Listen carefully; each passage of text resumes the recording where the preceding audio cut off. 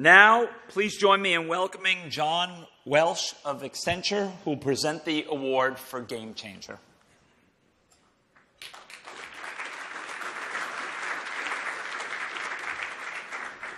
Thank you, John. Hey, before I start, what I'd like to do is ask you all to join me in thanking Karen Tucker and really the Churchill Club for putting on these game-changing programs and bringing together amazing industry leaders. So thank you, Karen.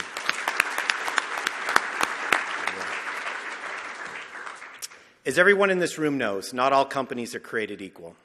Some literally change the world in such significant ways that we can no longer conceive of how we managed before their arrival.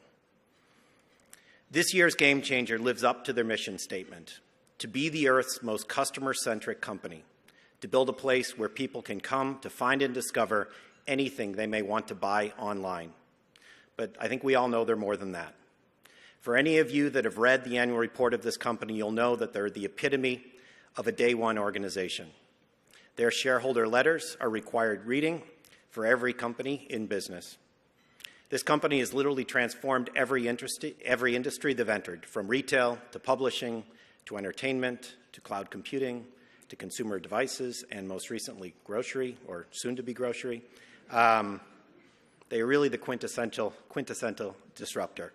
And they continue to set the bar, keeping every one of us in every industry on our toes. The company so deserving of the 2017 Game Changer Churchill Award is, of course, Amazon. You have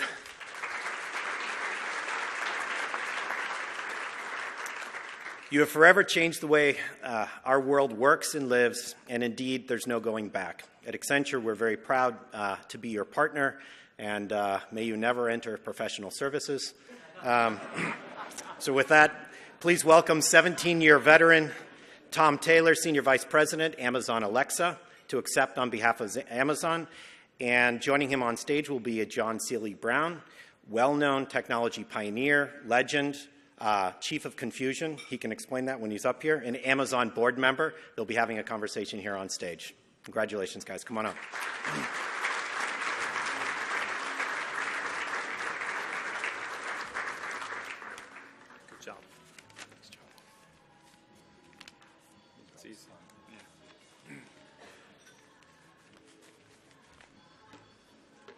Congratulations, John. Here it is. All right. It's like high school. I don't think you're supposed to wear it. It doesn't fit in your pocket either. Yeah.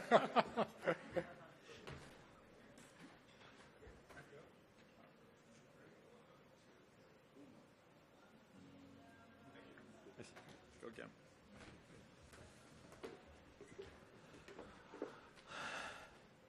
Sorry, I'm an engineer. I need to take the pen out of my pocket. I just realized.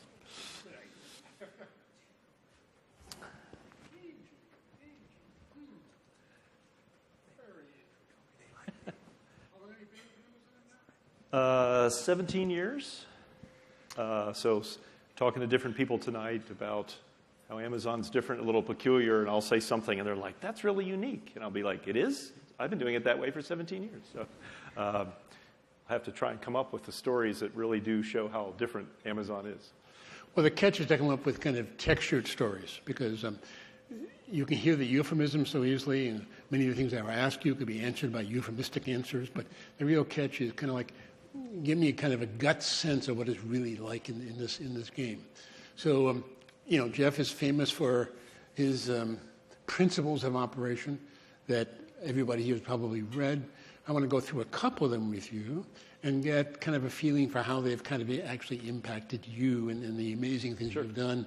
Now with Alexa, but of course before that, FBA, fulfillment by Amazon, which is a hell of a big game changer, but never gets much attention in my book. So one of the kind of key things that we constantly talk about on the board and also with you is not only how do you invent, but how do you invent and simplify? It's not just invent, it's invent and simplify. And we don't often connect those two terms together, and yet that's what I hear all the time. How do they play out in your world? Well, I think it is a sense of invention. It is a company that very much feels that we're builders and inventors. And I think those two words go together so well, the invention and the simplification. A lot of times the best ideas have to be the least complicated. Right. We use a process, as many of you know, called a working backwards document. And it's sort of our, I'm not sure whether it isn't because we aren't started as a book company, but we write everything down. And when we think about a customer idea, we start off with sort of what would the headline be? What would the customer say? Sometimes we might use like, this is what we would hope a customer might write in a blog. And it's very easy to turn that into something long and flowery and full of adjectives and never actually captures what is the very essence of what that thing you want is. And so the simplification often, just from the very beginning, is can I really capture what would that person say that would be so different? Our Kindle in the early days is an example. The sentence finally became any book, anywhere, in any language in 60 seconds. And it was a very simple statement. It took a long time to get to that, but then that became the root of, and by the way, we didn't have the Kindle at the time. We were trying to invent what would book reading, how could you make book reading better? How could you make books better? Which is very hard because books have been, we've been working at it for several hundred years. And, but this thing said, well, it's, if I could get the next book really quickly and such, and at the time we sort of knew that PDAs were evolving and wireless technology was evolving and data streaming. And so you sort of took the technology, but this idea of like, how could you make reading a book better, and that simplification of what it was, then you finally put it together, led to the Kindle. To sort of tie another one of this, many people imagine, when I got my MBA, they put a little chart up that said, you should focus on your strengths and your weaknesses and your competitors and all this stuff. And nowhere in the discussion about a Kindle did those words appear. Right. And so you imagine you're the book leader who's used to negotiating with vendors and such, and suddenly this is the vision of books, and you're like, well, the way to do that is we'll have to get somebody who's good at hardware. We should probably, we don't do that. And Jeff's like, no, you've defined what we must do. We must deliver these books, and no one else is doing it. And so what we need to do, not what we can do, what we need to do is go get very good at building hardwares and e-readers and the screens and all these sorts of things. And so that was that invention, the simplification, is just these powerful moments that lead you on to that. Right. And as I recall, as I see, there's often a lot of argumentation about can you get it simpler? Yes. I mean, so it's easy for us in Silicon Valley to think, well, I'm going to build this wow thing. No. Now let's start why. And once I tell you why, let's figure out, can we actually get to the kernel of that and try to get that as simplified as possible so everyone inside our organization can get it. And that pushback to constantly push for the simple, I find, quite interesting. Yep. Let's go back to the book company. Yeah. One of the things that I was most surprised at being on the board, and it turns out to be more universal throughout multiple layers in Amazon, is at the board level, we have a book reading club. We would allocate an hour, a book would be chosen, and we would sit around, we would read that book before we get there. Yeah. You do a lot of prep work if you're going to face to Jeff himself. And you read that, and we really kind of discuss that book completely openly. And yet,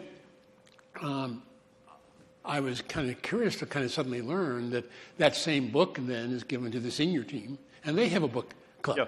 And tell me more about the kind of the culture of how that book club permeates the culture. It is true. So Jeff and his staff, we've read books around. In one of the books that I recommended very early in my operations team was a book about lean manufacturing and the goal.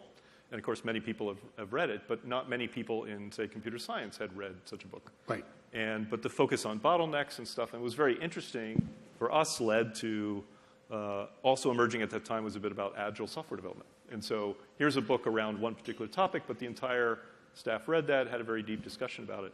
But we've had those discussions around organizational design. One of the things that Amazon does is we believe that while it's a very large company, it should be organized like a startup. And so every team we call it a 2-pizza team, should be a group of people that would eat about 2 pizzas in the evening. Pick your size, but let's just say 10 people. And so that 10 people should do whatever they need to do to solve their particular task. But that idea came out of reading a book around organic growth and biology. And the mitosis, and when the group starts to get a little big, you need to split it in half, and it needs to turn into 2 groups of 10. We recently read as team the book of the Master Algorithm, which was written by a professor at University of Washington, and I'll tell you, it took me more than an hour to read that book. And now took me more. Now that I've moved into Alexa, I've had to read it again. But imagine, the most senior executives reading books about the very variety of ways computer algorithms and machine learnings are going, and then actually having a conversation that was a little bit of, some of this stuff's outdated. This book's almost 2 years old. And I think that's very interesting that the leadership team of a large company is capable of being sort of needing to be on the forefront of when these things are going on. And you see that in so many different dimensions in Jeff himself. Yeah. So, another kind of one of the key principles is, how do you read it off here? Learn and, critical, be curious. It's not just learn, but is that the role of being curious. Now, that's such an easy thing to say. But how does that actually get manifested in the culture of Amazon? Well, I think you sort of have to hire people that are curious. It's actually one of the things that's very easy to inspect for during an interview process. And have you ever thought about a different way to drive to work? You have a natural curiosity around solving problems. And it's a good mindset. As an interesting example. We recently, we were trying, as a company gets bigger, you try to figure out, well, how do I really stay in touch with what's going on in the company? And this started in our fulfillment centers where, how do I know that I have good morale? This is a classic thing. Well, you do a morale survey every year. But Amazon's like, that doesn't scale. It's not real time. By the time you find out a problem, it's, the problem happened a year ago. And so we put in a single question that a person, as an employee comes in, and it happens for all of us now. The computer turns on. It has one question. Did your boss make you laugh today? Or, how many times did your boss make you laugh? And one of the things it does, it makes you curious, like, well, I don't know, am I supposed to? Sort of reinforce. But anyway, one of the questions was, how do you stay in touch with your customer? And the answers were, I don't. I talk to the sales team. I look at my weekly business deck. I listen to we use the phrase anecdote, the customer who writes an email and says, hey, Alexa did this weird thing today. And again, this is machine learning scientists behind it come back with the data. And this particular question was very interesting because we had just rolled it out to the vice president's company, which is kind of a small group of, not as many as you might think. And I'm like, well, you're never going to get statistical significance on 100, 200. And it came back and says, it turns out if you looked at people who had been here a long time, they had a different answer than the people who are new to the company. And this is interesting because then you realize, many times, even senior people coming into the company have learned a different approach. And the answer here was, if you were newer to the company, your answer was, I look at the weekly business review. I look at the averages, I have customer satisfaction stats and all these things. And if you're a long time to the company, your answer was, I listened to the anecdote. I took the email that customer wrote me, or wrote Jeff, and Jeff sent it on, and I went, well, that's weird. And I contacted someone else, or I called customer service, or I really dug down, and this is also part of our deep culture and things. But as a fantastic example of this was, we were always getting emails that said, my package didn't show up on time. By the way, that was the whole reason we started FBA. But anyway, customers said, my package didn't come up on time. And yet, I'm from operations, and I have the data, 99.999% of the time, it shows up. So this customer is just a loser. Who knows why they wrote you? And but Jeff would say, you're not being curious. For some reason, you're seeing this. And so you had to follow that thread deep down. And in this particular example, what we learned was, these anecdotes showed up was, it shows up on time unless you live in an apartment, unless you're behind a gated community or something like that. And those people were having the problem. And again, if you look at averages, and this is in Jeff's shareholder letter, if you have this data and this proxy for a customer, which is I look at weekly averages and it's 99.9, I ignore it. You have to have your curiosity and follow that down. And that led us to say, well, great, now we have to invent around gated communities, which we've done. We started to put in, how do we solve that problem? So, yeah, it's a great example. It shows you that even with deep learning data analytics, you got to know how to ask the questions. You got to interrogate the context constantly to get to the core of what the real issue is. But I'm really struck when you talk about the antidotes, because I'm constantly surprised that Jeff does seem to process a lot of these stories that come into him. I'm sure he has some filtering mechanisms for all that. But once a week, I get an email. I believe he reads them all. I don't know how he does it. Somebody's doing a good job, but he does pass these stories on. Yeah. He said, this is a really interesting story. We got to talk about it. And I've been on various boards in all kinds of situations. I've never gotten such a thing. But by the way, another fun story. So 2 weeks ago, a customer wrote Jeff saying, hey, Jeff, I'm sure you know this, but it was last Thursday was the 50th, probably most of you know this, 50th anniversary of the first Star Trek episode. Right? How many people knew? And so this Jeff did. Yeah, Jeff did. And the customer said it'd be really cool if you could make Alexa use computer instead of Alexa, and which she did, but he didn't know. But he says, and if you could, do other things around Star Trek. And so Jeff took that, and the team jumped on it. And so last Thursday, when you said Alexa, good morning, she went, ah. Really, really a beautiful, just that classic Alexa voice trying to sing. There's you have a second career. Yeah, sorry. I was a tenor. Anyway, a lot of Easter eggs out there for the Star Trek fans. Try revenge is a dish best served cold. Try this time. What she says. Yeah. So another key property I constantly sense and see sometimes is this principle of the absence of any passive-aggressive behavior. I mean, that is, you can, if you want to disagree, and be articulate about it, be open about it. Well, when push comes to shove, let's commit. Yep. And then you really seriously commit. Now, I've never been in meetings where the conversation leaving the meeting is the same as the conversation in the meeting. That's a sign of a good meeting. It's also kind of a sign of a very good culture that actually enables or discourages any kind of passive-aggressive behavior like that. And it was really kind of hit me. But it leads into kind of a really big question that I'm fascinated by, being here in the middle of Silicon Valley. Maintaining a day one culture, maintaining the spirit of what defined most of our startups. And as they become more and more successful, right around here, the culture of those corporations get completely transformed. It's a mystery to many of us in even organizational theory, as well as even sitting on the board for many, many years. How does that happen? I mean, it is not just a wonky line. I mean, it appears to be kind of true. In terms of how we've maintained that culture, right? Even Right. It is a fascinating topic, and maybe it's a little hard to answer from the inside. But I think there's a number of reasons we've been successful. I think certainly Jeff remaining as CEO and founder is an important one, and a very long-standing leadership team that has been in place for a long time. Right. But it's hiring to those leadership principles, and you mentioned, we can all put them up on the wall, but people come into the company, and some of the other employees of Amazon are here, and they're saying, I get it that you asked me about them in the interview question. I was surprised it was in the first meeting. I'm surprised it's in the promotion document. I'm surprised it's in how we made a decision that we were debating, and somebody says, well, let's look to the leadership principles to help us come to that decision. And so they're very much part of us.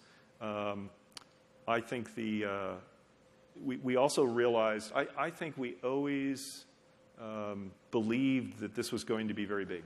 And part of growth of whether it's the number of employees or numbers of cities or number of products that we're in has always been part of our culture. And if you have that mindset, you also have a good operations culture which says, well, then I need to be ready for that. So we talk about mechanisms. Right. And to bring it back to also you were hinting to one of our leadership principles about, we call it disagree and commit. Right. And many people think that means I'm supposed to commit to not argue with you. Which is, no, it's in fact, how do you make mechanisms to require people to disagree? And so while we write that press release, we want to take the strongest advocate for the idea, or perhaps the most knowledgeable, to also write, well, what would the negative press release be? Right. And enforce it's a mechanism to force people to debate. We don't like to come into meetings with one recommendation that everybody is sort of social cohesion, through 10 levels of meetings has gotten to that. We always want to have meetings that have multiple options so we can sort of debate and then say, well, how did we choose that, and can we write those tenets down? And so I think the choice of the people that we hire, the reinforcement to the leadership principles in a variety of ways, I think these mechanisms that we have, back even to these small pizza teams or single-threaded teams that, that team needs to act independently like a startup, go fast, speed matters. We have, again, if you read Jeff's letter, talks about one-way doors and two-way doors and escalator. All these elements are there constantly, and then we reinforce them through these mechanisms, and it's fantastic. I can go to any office anywhere in the world, and even though countries may have slightly different cultural norms, I know when I walk in, this is an Amazon office by people talking about the leadership people, how people are making decisions, how fast people are moving. I know it's an Amazon location. Yeah, and that's a fantastic thing to have achieved. I mean, it's so easy again to think everybody is that way, but you never see it. So that's so. What has surprised you the most during your times at Amazon?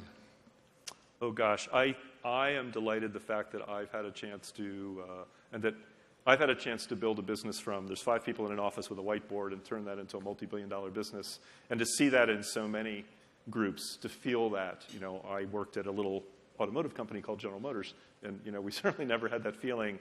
So this, I think, the sense of empowerment, the fact, young or old, regardless of experience, it's just been fascinating. And for me now, recently moving into Alexa, a very new space, sort of conversational artificial intelligence, very forefront technology, and how people are embracing it. Maybe that's one of the newest things that is surprising me. I think it's interesting, but the fact that people are interacting with voice in very different ways and very powerfully has just been fascinating fun for me. And going back to kind of the notion of keeping it simple is the ability to have, far-field voice recognition, so you don't always have to hold it up like this. Yeah. That simple idea, which is technically mammothly complicated, as you know, and I know, completely transforms a whole new form of interface. Yeah. And it's kind of I was really kind of struck when I saw the notion to keep it simple, how pushing for that has forced us to kind of really think radically new thoughts about how to do this game that will transform ubiquitous computing in all kinds of other ways. Right. This is well said. So, okay. So I think we're out of time. This is, I got to say that, to me, one of my first board meetings, we go around the room and Jeff says, first of all, there are no PowerPoint slides, anything like that. Everything was done in a board meeting by writing, we're given a 5-page written document with questions to the end. And those questions then start discussion. Yep. No presentation about the paper itself. You were supposed to have read that and so on and so forth. But what became clear is one of the reasons that how Jeff was using us, and I think he uses you guys in the senior team as well, is what he says the organizational no. Mm-hmm. It is, what things have we overlooked?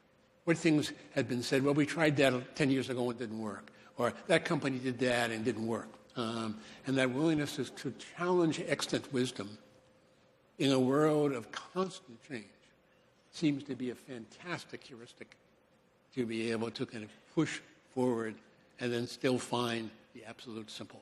Yeah. Okay. Yep. Thank you. Thank you, John. Okay.